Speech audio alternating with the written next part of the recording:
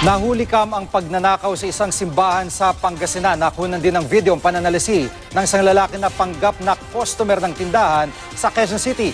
Nakatutok si Tina Panganiban Perez.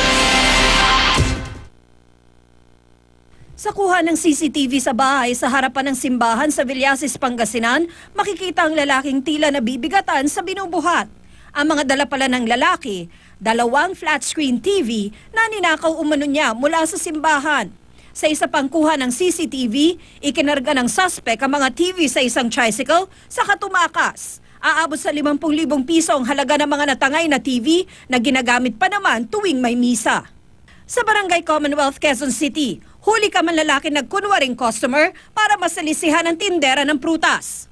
Pinuntirya ng suspect ang bag sa tabi ng tindera na nakaidlip noon. May lamang gadget at pera ang natangay na bag. Ayon sa biktima, napansin ang bantay ng isa pang prutasan ng suspect pero inakala niyang customer lang ito. Nalaman ng mga taga-barangay ang lugar ng suspect sa Barangay Holy Spirit pero di na raw ito naglalagi roon dahil nalaman niyang hinahanap siya ng mga otoridad. Mostly hindi mga taga rito yan. Taga Holy Spirit yung malaman namin.